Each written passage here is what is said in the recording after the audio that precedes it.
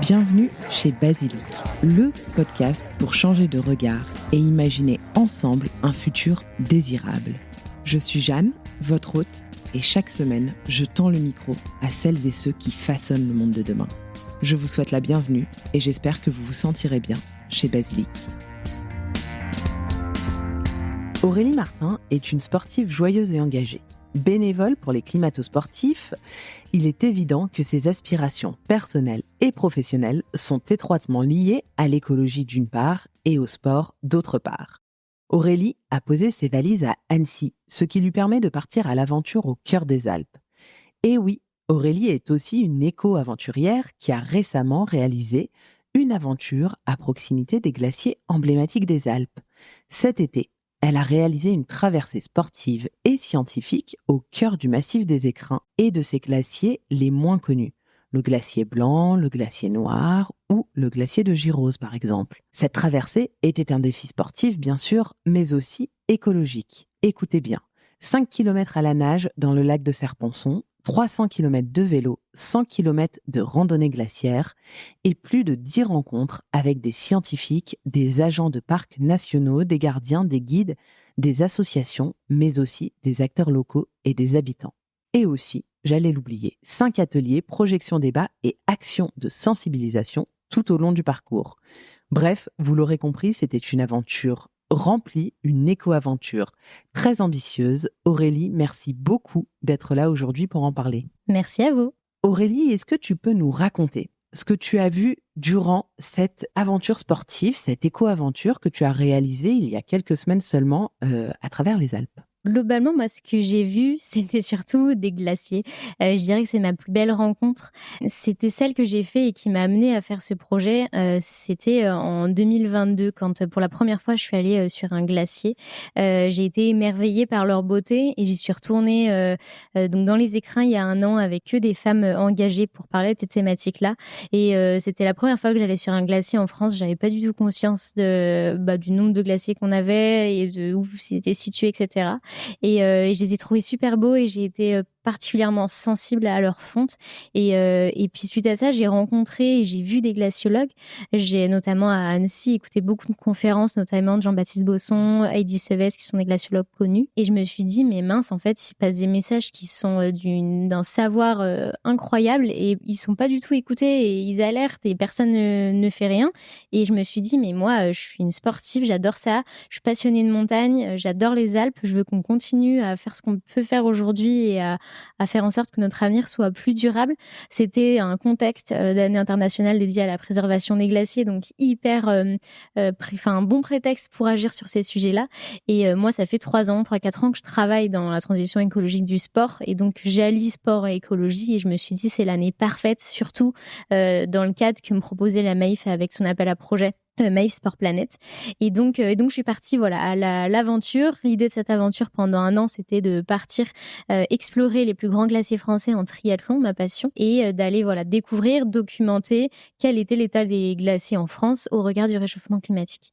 Et donc globalement, ce que j'ai vu et ce qui m'a marqué, c'était le retrait glaciaire, la fonte des glaciers, et à quel point c'était hyper intense. En fait, on se rend pas forcément compte quand on s'intéresse pas à ces sujets-là et aux données. Globalement, dans les Alpes et de manière générale, les gens savent que les glaciers fondent. C'est un peu ce qui est le marqueur du réchauffement climatique. On voit ce qui se passe, mais on n'a pas forcément conscience à quel point c'est fort et c'est intense, surtout sur ces 25 dernières années. Donc moi, j'ai 26 ans et donc en 26 ans, globalement, les glaciers d'Europe centrale ont perdu quasiment 40% de leur surface et pourraient être amenés à disparaître d'ici à 2100. Et donc ça, ces deux chiffres, c'est des éléments qui sont hyper essentiels à savoir et à connaître. Et globalement, ces dernières années, notamment 2024, a été l'année la plus chaude jamais enregistrée. On a des records de chaleur dans les Alpes. On a des glaciers, surtout à basse altitude et plus au sud des Alpes, donc notamment dans les Écrins, qui fondent très très vite. Et donc ça m'a particulièrement marqué de prendre conscience de ces enjeux-là et à quel point c'était rapide, intense et que ça s'accélérait et que si on faisait rien dans les années à venir, globalement, ça va être assez dévastateur. Et donc j'ai vu ça et ce qui m'a aussi marqué, c'était le décalage entre un travail scientifique remarquable. Donc j'ai pu aller à la rencontre de glaciologues, de scientifiques, de laboratoires, notamment l'IGE à Grenoble, qui a un tas de chercheurs qui font un travail remarquable et qui vont chaque année faire étudier les glaciers, faire des bilans de masse. Il y en a qui font beaucoup de communication, de vulgarisation scientifique, etc. sur ce qu'ils font. Donc un savoir remarquable et à la fois un manque de connaissances énorme de la part de la population, notamment dans les Alpes, sur quel est le rôle d'un glacier, en fait, à quoi ça sert, quelles sont les conséquences de leur fonte, quels sont les risques associés à leur fonte. Et en fait, voilà, un gap vraiment entre le savoir et la connaissance et un autre gap entre ceux qui savent que j'ai pu rencontrer, qui sont notamment les alpinistes et ceux qui pratiquent la montagne, qui sont conscients. Du coup, ils voient tous les jours en pratiquant que on peut plus faire de l'alpinisme comme on le faisait avant, on peut plus faire du trail, on peut plus faire du ski comme avant, mais globalement qui ne passent pas forcément à l'action et qui agissent pas forcément et qui voient pas trop le rapport entre leur empreinte personnelle ou collective et ces changements qu'on peut constater en montagne. Et donc moi, c'est ce qui m'a marqué et ce que j'ai un peu pu constater. Et d'un autre côté, voilà, la dynamique, elle était super chouette cette année parce qu'il y a eu plein d'événements qui ont été portés par du fait de l'année internationale des glaciers. Il y a eu un super festival en mars à Bourg-Saint-Maurice, Agir pour les glaciers.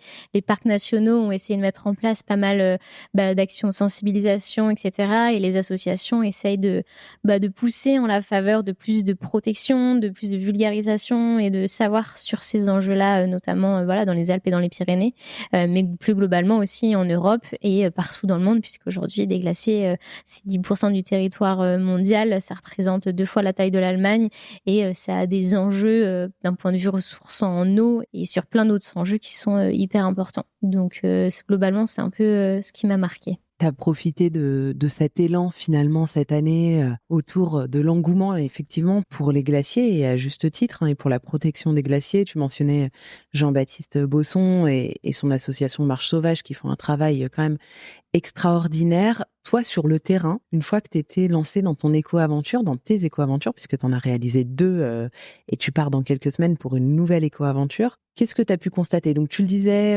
tu as pu échanger avec des sportifs qui n'avaient pas forcément conscience de l'impact de leur pratique sur ces écosystèmes aussi. Voilà, une distanciation peut-être entre les populations locales et l'alarmant constat de ce qui se passe dans les montagnes et au sommet. Ouais, franchement, ça, vraiment, c'est ce que j'ai pu voir. Un manque de connaissances enfin, même moi, c'est compliqué. En fait, je suis pas scientifique de base et même moi, j'ai passé des mois et des mois à me former et voilà, la science, elle est pas toujours accessible à tout le monde. Moi, je suis pas une scientifique de base et faut aller la chercher, l'information. Faut s'intéresser énormément à ces sujets-là. Et donc, il y a un véritable, je trouve, enjeu de vulgarisation de connaissances, alors que c'est des sujets qui sont essentiels aujourd'hui, surtout quand on habite dans les Alpes. Enfin, pour moi, on devrait tous savoir ce qu'est un glacier, connaître où sont les glaciers, quels enjeux il y a autour de ces thématiques, pour plein d'enjeux et du fait que c'est vraiment des témoins du réchauffement climatique et qu'on a cette chance-là parce que globalement, ces enjeux-là, quand on parle de réchauffement climatique, on a du mal, on voit qu'il fait plus chaud, on voit qu'il y a plus de canicules, qu'il y a plus de précipitations, d'événements météo extrêmes. C'est difficilement quantifiable. Là, on a la chance d'avoir sous nos yeux vraiment des témoins qui nous parlent et dont on n'entend pas forcément toujours ou on ne veut pas entendre. Et je trouvais que voilà, il y avait aussi un manque de solutions sur ok, mais qu'est-ce qu'on peut faire? Et ça, beaucoup, je l'ai constaté notamment chez les sportifs et les personnes conscientes qui se sentent hyper démunies et beaucoup de touristes qui voient et qui disent mais c'est horrible ce qui se passe et tout, mais qui savent pas comment agir. Ouais, c'est ce que j'ai pu constater. On le sait aujourd'hui, alors tout le monde ne le sait pas, mais je veux dire, on le sait d'un point de vue scientifique. Les Alpes et le territoire des Alpes se réchauffent 2,5 fois plus vite que le reste de notre territoire. Donc on est vraiment les témoins du dérèglement climatique et du réchauffement climatique en accéléré. Nous, on n'a pas de chance, mais c'est comme si on avait appuyé sur accélérer sur notre vidéo. Et tu parlais tout à l'heure des glaciers qui disparaissent, le glacier des Bossons notamment dans la vallée de Chamonix, qui est très facilement observable lorsqu'on se rend à Chamonix, recule d'année en année et on le voit à l'œil nu. C'est assez frappant, et quand ça fait 2-3 ans que tu n'es pas allé à Chamonix, tu te rends compte de son recul et de son déclin. Aujourd'hui, pour qu'on repose un petit peu les bases avant de s'intéresser davantage à ton travail, est-ce que tu peux nous expliquer l'impact du dérèglement climatique sur les territoires de montagne? Bah, l'avantage, c'est que moi, je suis pas scientifique, donc ça va être facile de me comprendre parce que j'utilise des mots simples. Voilà, moi, j'ai pas son savoir, ses compétences à Jean-Baptiste, mais j'ai essayé de m'informer un maximum sur toutes les données et les recherches. Et globalement, ce qui en ressort, c'est que ce soit dans les Alpes ou dans les Pyrénées, la température en montagne a augmenté de plus de 2 degrés au cours du XXe siècle, là où dans le reste de la France, c'était 1,4 degré. Donc ça, c'est Météo France qui le dit. Même si, évidemment, les effets ils varient selon l'altitude. Globalement, depuis 2021, le Mont Blanc, il a perdu de plus de 2 mètres, que ce soit dans les régions arctiques. Globalement, les montagnes se réchauffent, on l'a dit, 2 fois plus vite que dans le reste du monde. Et donc, globalement, les conséquences que ça a, donc ça, c'est dû au réchauffement climatique qui est dû aux activités humaines et à nos émissions de gaz à effet de serre. Et donc, les conséquences que ça a sur nos territoires de montagne, c'est des glaciers qui fondent, globalement. C'est des roches qui s'effondrent. Ça, c'est ce qu'on appelle le permafrost, qui est quelque chose que je ne maîtrise pas très bien, mais qui est passionnant et qui fait l'objet de beaucoup de recherches et d'attention de la part des chercheurs et des scientifiques, notamment dans les Alpes, parce que ça amène à des éboulements rocheux, on a vu cet été des pans de montagne entiers qui s'effondrent. Ça a été le cas en Suisse, c'est le cas en Italie, ça a été le cas en France. Ça a des gros risques, notamment sur les populations, mais pas que. Globalement, en impact, on a aussi sur la biodiversité, avec des espèces qui sont de plus en plus menacées, des enjeux qui sont liés au pastoralisme, et puis un enjeu lié à la neige, qui est ce qu'on pense le plus après les glaciers. Globalement, un manque d'enneigement, une neige qui disparaît de plus en plus, surtout en basse altitude, et qui amène à beaucoup de bouleversements des paysages, du tourisme, voilà, de tous des enjeux qui sont aussi économiques. Et donc, et on voit aussi des événements climatiques extrêmes qui sont qui sont notamment dus au réchauffement climatique et qui touchent aussi les Alpes. Il faut savoir qu'en 2024, contrairement à ce qu'on peut penser, on peut penser que les Alpes sont un peu un endroit où aller se réfugier quand il y a des canicules. Au contraire, c'était à Bourg-Saint-Maurice, la ville où il a fait le plus chaud en 2024, avec des températures qui n'ont jamais été atteintes auparavant. Donc la montagne, elle est vraiment hyper touchée par ce réchauffement climatique. Ça a des gros enjeux sur les ressources en eau, sur tout le territoire et sur l'économie globalement, qui repose énormément dans les Alpes sur le ski. Donc ça, c'est beaucoup remis en cause. Et donc il y a beaucoup de questions qui sont liées à ça. On a souvent eu pensé que globalement la neige c'était de l'or blanc et qu'elle serait toujours là, et aujourd'hui on voit que non, et donc ça pose de gros enjeux autour des stations. On voit chaque année il y a des stations qui ferment dans les Alpes et dans les Pyrénées. Dans un monde à plus 4 degrés, il y aura plus de stations de ski dans les Pyrénées. Là il reste quasiment qu'un glacier dans les Pyrénées, donc la situation d'ici à quelques années elle sera vraiment faite pour les Pyrénées. Et les Alpes, on a encore la possibilité d'essayer de ralentir, de s'adapter et de transitionner pour essayer de conserver nos espaces naturels et la qualité de vie, et offrir un avenir plus durable dans les montagnes. Et donc voilà, là il faut agir maintenant. Globalement, c'est l'enjeu, et notamment sur du coup le sujet que je maîtrise plus, sur lequel je me suis le plus informée et qui me passionne, c'est notamment l'impact du réchauffement climatique sur la fonte des glaciers. Et donc je l'ai dit, globalement depuis que je suis née, les glaciers d'Europe centrale ont perdu 40% de leur surface.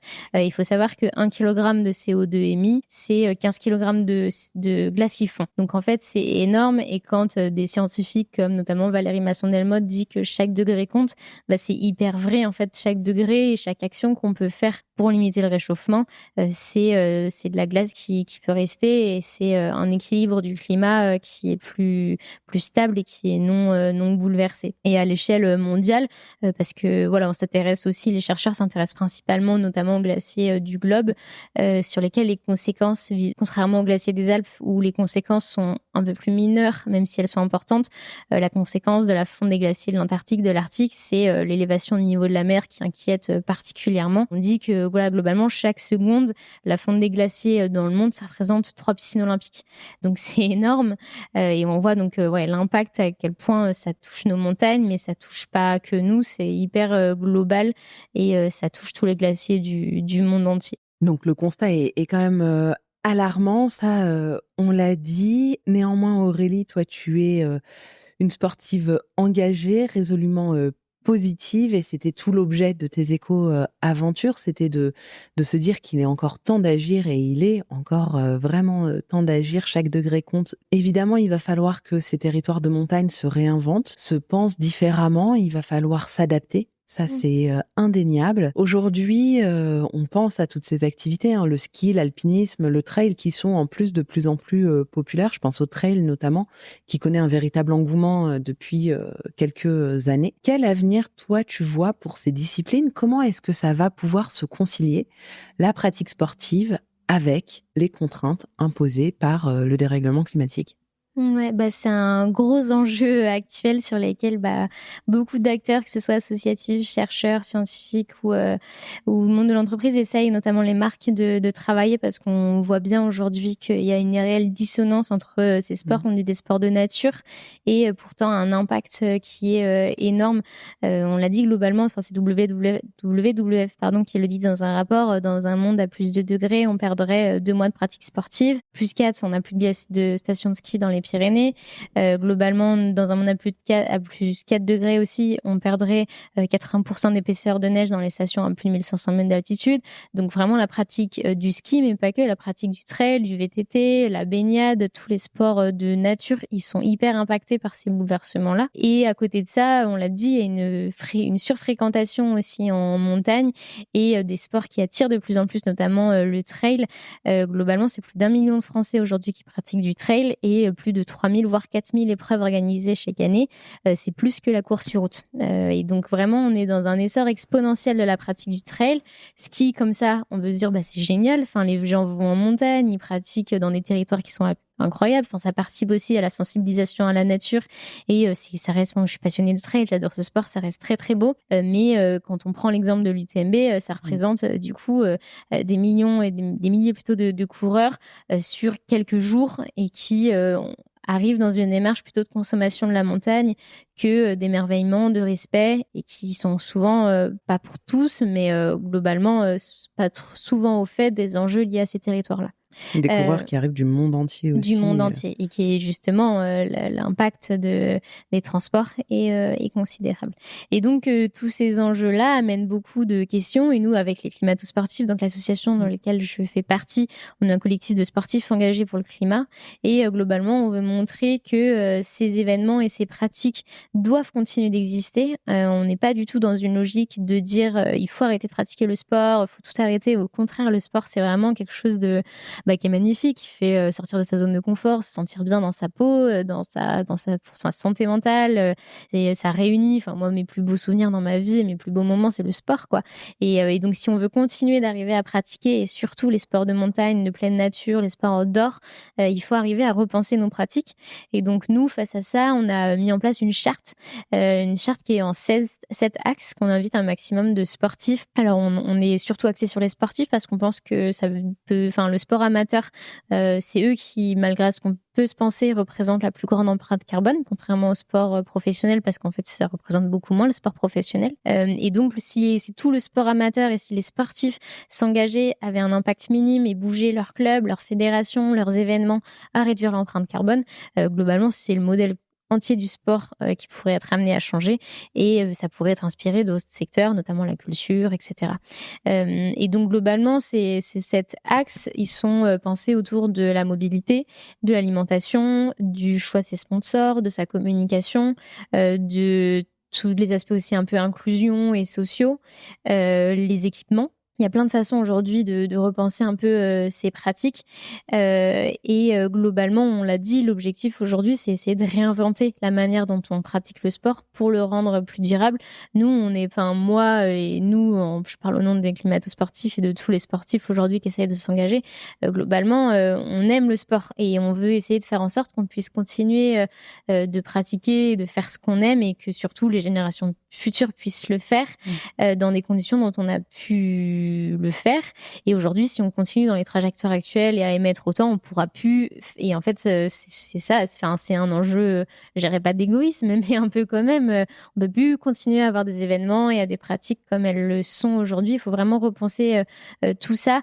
Et surtout en montagne, je pense qu'il y a un réel enjeu de ne pas consommer la montagne et de pas aller sur une course de trail pour d'un point de vue égo personnel et on se donne à fond et on s'en fiche de notre impact et on se rend pas compte que voilà, l'objectif des courses normalement c'est d'avoir un impact positif au niveau local, que ça attire de l'économie et pas que ça défonce tous les sentiers et que les alpages à côté soient pas contents parce qu'on a fait peur aux bêtes et il y a plus de faune et flore après le passage des trailers. Donc ça, il y a beaucoup d'études qui sont faites là-dessus. Et globalement, l'idée, c'est de pousser un maximum, que ce soit les organisateurs ou les sportifs ou les clubs qui organisent des événements, à avoir des événements et des pratiques qui soient beaucoup plus sobres, plus respectueuses, plus connectées au vivant. Et donc, l'idée, c'est vraiment de réinventer, de transformer le modèle sportif actuel qui est énormément basé, et surtout les courses d'ultra-trail, sur le sport business, le sport performance. Et ça, ces enjeux-là, la réalité, c'est que c'est plus du tout conciliable avec le monde tel qu'il est, les enjeux aujourd'hui environnementaux, sociaux.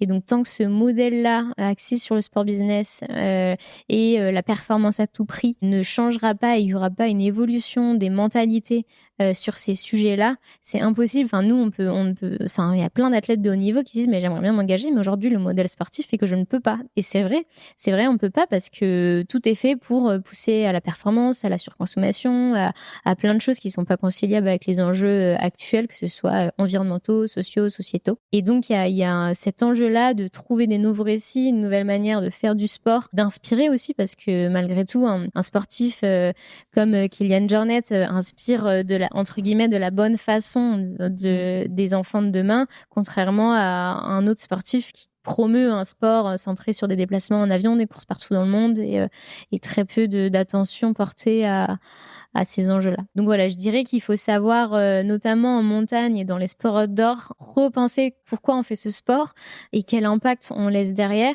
et savoir être humble face à la montagne et se dire que on a la chance d'avoir ces territoires-là, que c'est pas forcément des terrains de jeu de base, en fait c'est nous qui allons sur ces territoires et pas l'inverse. Et donc être respectueux et voilà, coopérer, créer des ponts entre ces sports et les enjeux environnementaux et se dire qu'on peut aussi faire de la bonne manière et que ça va pas pour autant tout abandonner nos pratiques et amener à beaucoup de contraintes. Et au contraire, ça peut rendre ce sport-là plus inspirant et plus vertueux. Pour aller vers cette évolution et transformer les récits qu'on raconte autour du sport, tu le disais, vous, avec l'association Les Climato-Sportifs, vous essayez de rencontrer les fédérations, d'agir, etc. Quels sont les leviers qui fonctionnent le mieux? Comment est-ce que vous parvenez à... alors, je ne dis pas que tout va changer du jour au lendemain, bien évidemment. Néanmoins, comment est-ce que vous parvenez à faire évoluer les perceptions et les mentalités sur ce sujet? Globalement, à partir du moment où on se base sur le sport pour faire passer des messages, ça marche vachement bien. Et moi, c'est la philosophie que j'ai et c'est comme ça, globalement, que j'ai aussi beaucoup été amenée à changer. C'est parce que je trouvais que le sport a cette vertu d'être hyper universel. Enfin, en fait, tout le monde adore le sport. Enfin, pas tout le monde, mais globalement, c'est assez généralisé. Aujourd'hui, 60% de la population française fait du sport. On est tous rassemblés devant des événements qu'on adore, devant des matchs de foot. Enfin, c'est hyper rare de voir quelque chose qui peut unir autant, qui est autant universel. On le voit aujourd'hui, les personnalités préférées des Français, c'est des sportifs. Le sport a cette capacité incroyable d'unir, de rassembler, et du coup qui est hyper propice à faire passer plein de messages. Et on voit qu'il y a plein de causes qui ont pu évoluer grâce au sport et aux sportifs. Je pense notamment à des enjeux sociaux, sociétaux sur les droits des femmes, l'égalité, sur le racisme, sur plein de choses. Et je me dis, mais en fait, si on utilisait plus le sport pour, de la même façon, parler des enjeux environnementaux, et c'est la super bonne voie pour essayer d'amener à des changements de pratiques. Et ça a déjà été prouvé. Donc nous, on mise vraiment sur un changement du modèle par les sportifs pour les sportifs. Et on voit à quel point la voix d'un sportif aujourd'hui compte énormément. Alors surtout à haut niveau, la voix d'un sportif amateur n'a pas du tout le même poids qu'un sportif de haut niveau. Mais aujourd'hui, il y a une étude qui a été faite et qui montre qu'aujourd'hui, 50% des personnes les plus influentes dans le monde, c'est des sportifs. Et donc imaginons si ces 50%-là influaient de manière positive sur tous les gens, enfin, ça amènerait un changement de comportement qui est radical.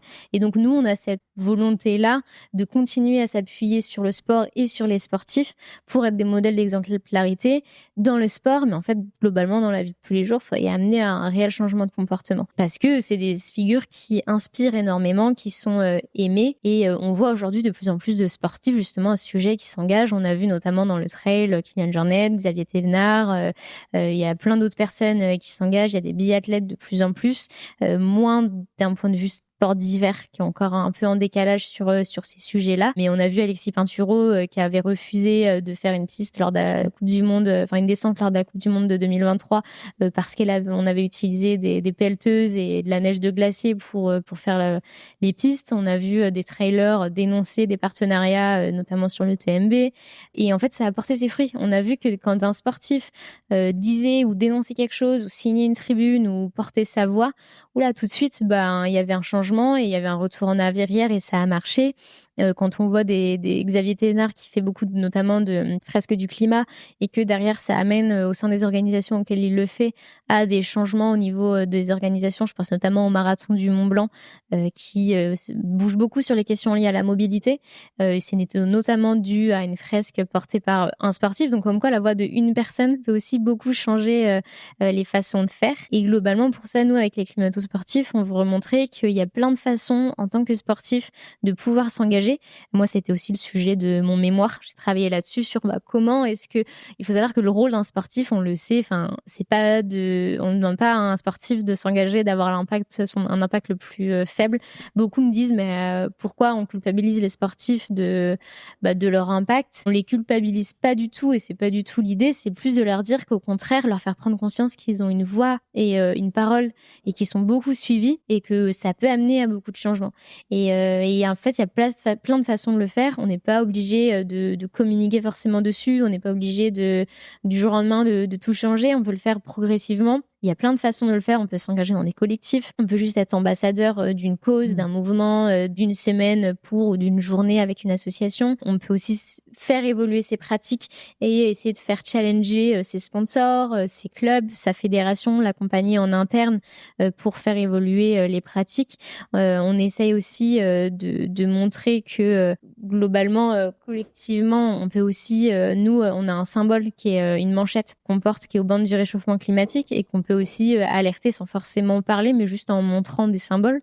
Et que ça, c'est une bonne manière. Enfin, nous, je sais qu'on est assez repérable grâce à ce symbole-là, qui est en fait hyper simple. Juste, on est plein de sportifs à porter ça et globalement, on veut juste attirer l'attention sans forcément se revendiquer hyper militant ou quoi que ce soit. Et globalement, moi, personnellement, je trouve qu'une des façons en tant que sportive et qui a apporté aussi ses fruits, c'est de pouvoir essayer d'influer un maximum en interne sur nos clubs, nos fédérations, nos événements. On pousse un peu dans ce sens avec l'association. Avec l'idée de faire passer les messages, puis qu'après chacun s'en empare comme il le peut, comme c'est juste pour lui.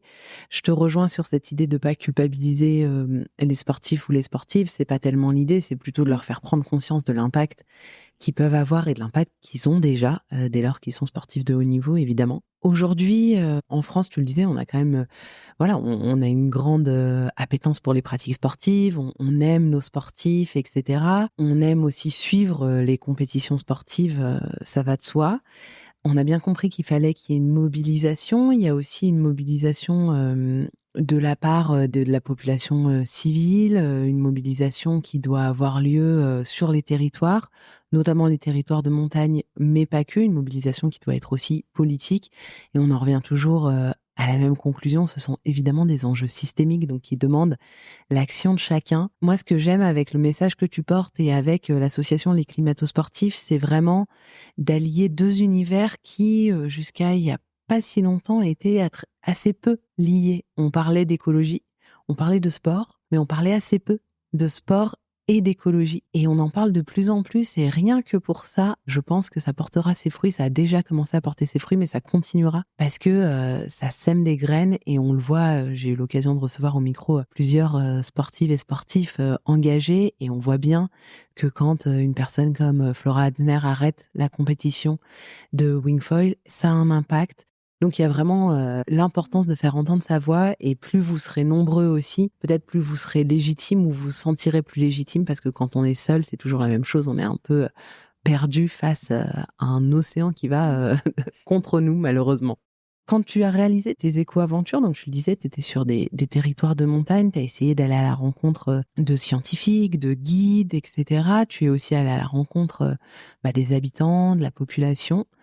Nous, on a la chance de vivre en Haute-Savoie et de bien connaître cet univers. Toi, si tu devais nous raconter un peu ce qui se passe là-haut, auprès des glaciers, ce que tu as vu quand tu as nagé, quand tu as pédalé, quand tu as couru à proximité de ces glaciers, qu'est-ce que tu as ressenti déjà et qu'est-ce que tu as pu observer là vraiment d'un point de vue contemplation, émotion, qu'est-ce que ça t'a procuré? Moi, de base, il faut savoir que quand je vais en montagne, c'est vraiment là où je me sens le mieux. Enfin, j'ai pas aménagé à Annecy pour rien. Globalement, les Alpes, il y a certains, c'est l'océan, moi, c'est les montagnes. Je saurais pas le décrire, mais quand je suis en montagne, je me sens hyper bien. Je me sens hyper apaisée, je me sens connectée au vivant. Enfin, c'est des paysages incroyables. Je pourrais passer des semaines et ça ressource d'une force incroyable. Et donc déjà, moi, je me sens bien et je suis émerveillée par la beauté des paysages. On a la chance enfin les Pyrénées aussi, je parle des Alpes parce que j'y habite, mais globalement en termes d'émotion, je trouve vraiment que c'est des paysages qui sont beaux et que c'est hyper important aujourd'hui de développer un peu cette culture de l'émerveillement parce que je trouve que c'est aussi comme ça qu'on est amené à plus protéger nos écosystèmes parce que de base on les trouve beaux et que c'est ça qui amène à plus de protection parce qu'on a envie que ça reste et que ça reste comme ça. Globalement, je suis pas trop sûre qu'aujourd'hui des Alpes sans neige, ça soit aussi beau et que les gens continuent à vouloir y aller et ça amènera à beaucoup de conséquences. Et donc globalement, moi, c'est cet émerveillement-là qui m'a amenée à vouloir aller en montagne et à adorer y aller. Et après, globalement, le côté moins beau, c'est plutôt la prise de conscience d'à quel point ces territoires évoluent. Enfin, moi, j'ai eu la chance du coup de grandir dans une station où mes parents avaient une maison de vacances. Quand j'étais petite, on se posait même pas la question de si on allait skier à Noël. On y allait, on prenait nos valises, on était trop contents. Je pense que là, maintenant, ça fait plus de 5 ans qu'on skie plus du tout à Noël. Enfin, rien qu'en 25 ans, mais rien que chaque année, on parlait du glacier des Bossons. Il suffit d'y aller tous les ans, de constater que tous les ans, il est toujours un peu plus haut, quoi. Bon, il suffit d'aller à la mer de glace. Moi, j'y suis allée du coup lors de ma première aventure. C'était ma première aventure donc dans le massif du Mont Blanc. Je me suis dit, on va aller en premier au glacier phare, plus grand glacier français.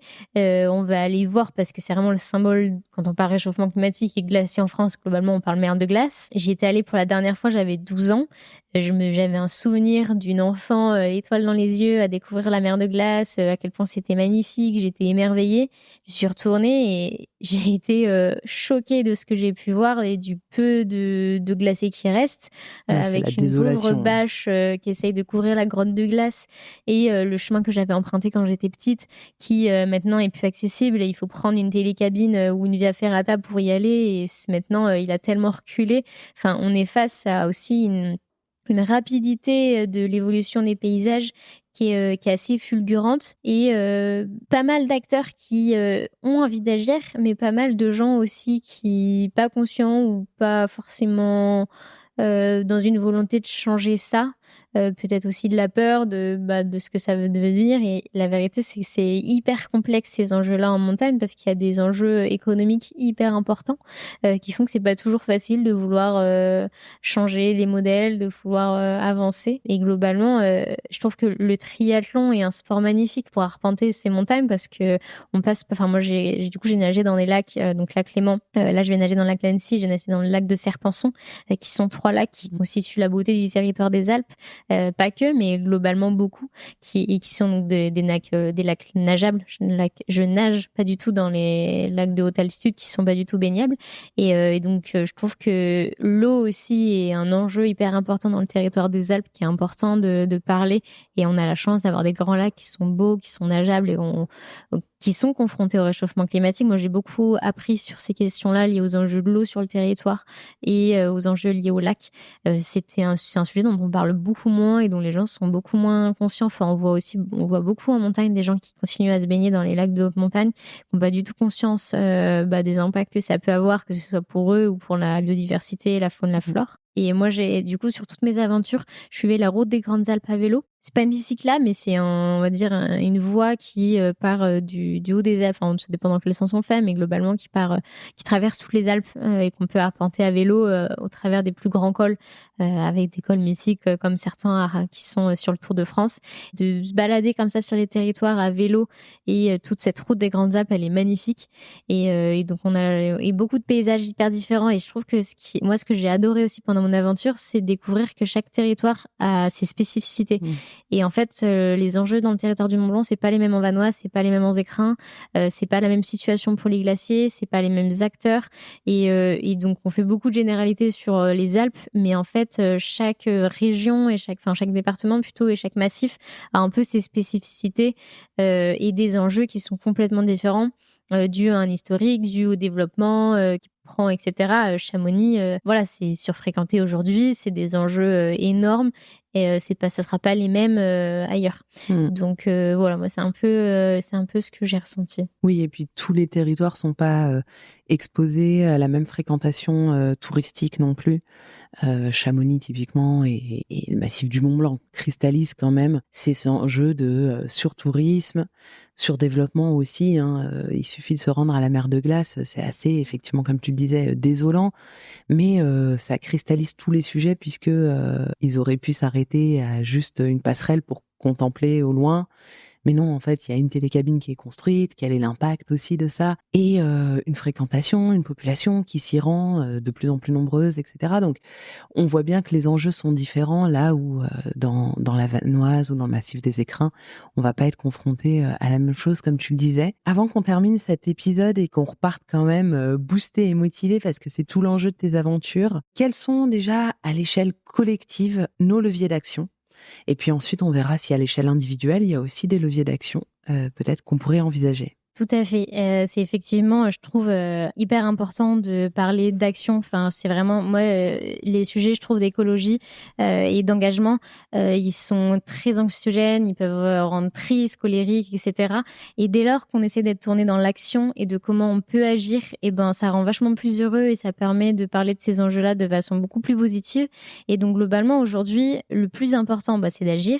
Et comment en limitant notre impact, le réchauffement climatique et donc nos émissions de gaz à effet de serre.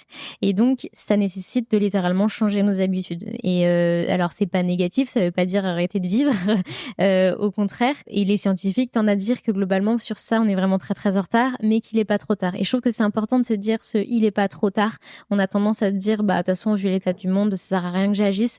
Au contraire. Et en fait, c'est plus on sera de petites gouttes d'eau, plus ça fera un grand océan de changement. Et il y a un glaciologue un jour qui m'a dit l'histoire des glaciers concerne pas ce qu'on a perdu, mais ce qui nous reste à gagner. Et je trouve que cette phrase, elle est vraiment belle. Et c'est vrai, en fait. Enfin, là maintenant, moi, j'arrête de dire ce qui s'est passé avant parce que c'est trop tard. C'est bien pour alerter, mais en fait, ça rend juste hyper triste et on sait pas quoi faire. Globalement, là aujourd'hui, si on dit si on agit aujourd'hui, on peut globalement sauver 50% des glaciers de la planète dans les 500 prochaines années. Et donc, en fait, l'enjeu, il est énorme d'agir et se dire que c'est vraiment pas trop tard. Et donc, de faire des efforts.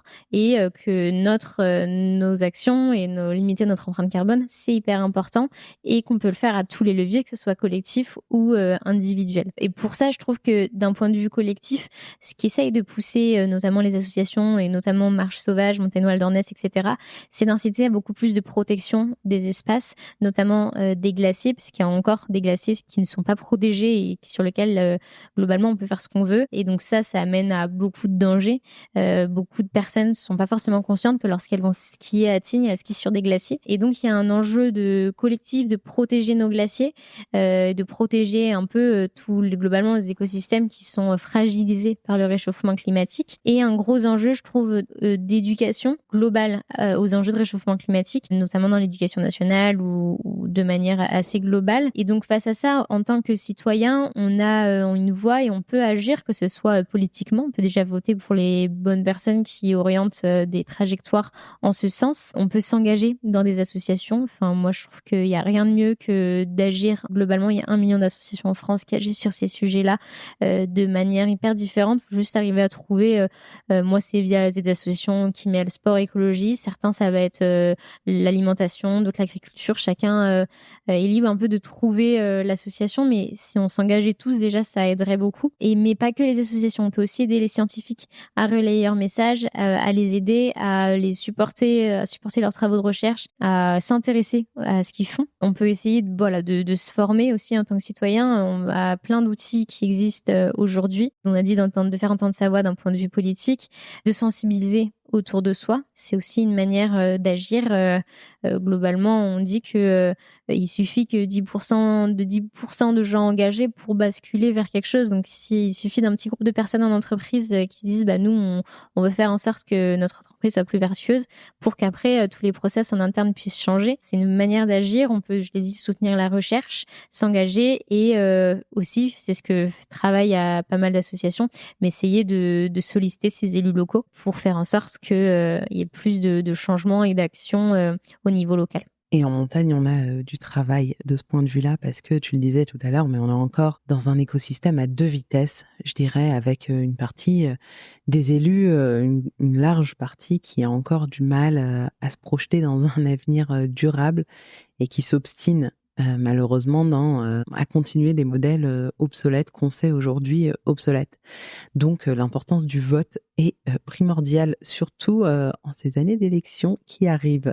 Merci beaucoup Aurélie d'avoir témoigné au micro. J'aime beaucoup ton approche et cette idée de changer les récits. Je suis tout à fait d'accord avec toi. Il est possible aujourd'hui en 2025 de sauver 50% des glaciers. Et rien que ça, c'est super de le savoir, de l'avoir en tête. Et c'est aussi comme ça qu'on fait changer les actions de chacun. Donc merci beaucoup Aurélie. On te souhaite beaucoup de courage pour ta prochaine éco-aventure qui aura lieu tout bientôt, donc plutôt à l'automne. On espère que tu n'auras pas trop froid. Et puis, à très bientôt. Merci d'être venu chez Basilic. Merci à vous.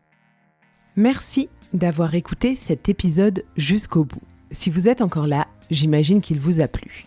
N'oubliez pas de vous abonner à Basilic sur votre application de podcast favorite pour ne louper aucun épisode. Vous pouvez également me suivre sur Instagram et LinkedIn @basilicpodcast pour découvrir les coulisses de tous les épisodes et de toutes les interviews.